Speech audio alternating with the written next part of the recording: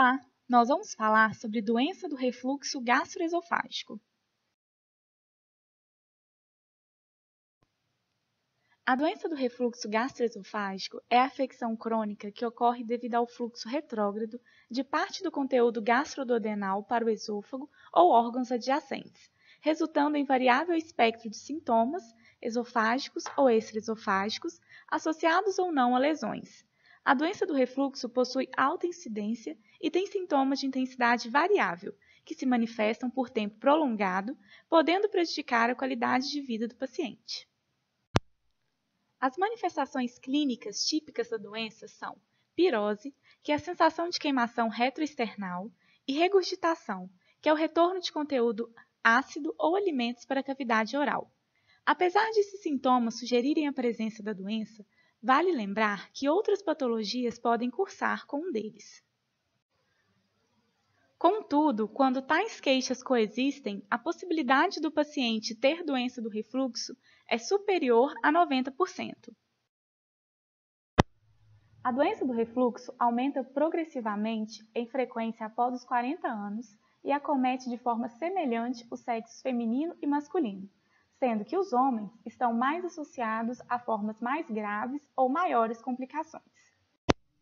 Fisiopatologia da doença. A doença do refluxo tem como base o retorno patológico para o esôfago de agentes agressores representados pelo ácido clorídrico, pepsina, sais biliares e enzimas pancreáticas.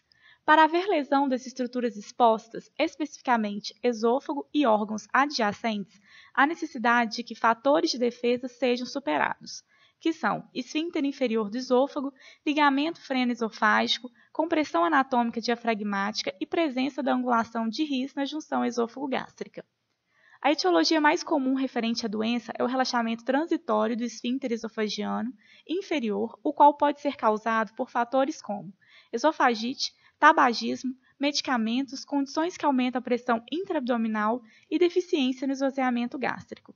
O relaxamento transitório do esfíncter esofagiano inferior na doença do refluxo se caracteriza por maior frequência e duração quando comparados com pacientes saudáveis, isto é, a pressão intraesofágica é superada pela pressão intragástrica e ocorre o refluxo do conteúdo gástrico para o esôfago, o que frequentemente associa-se ao relaxamento dos pilares diafragmáticos.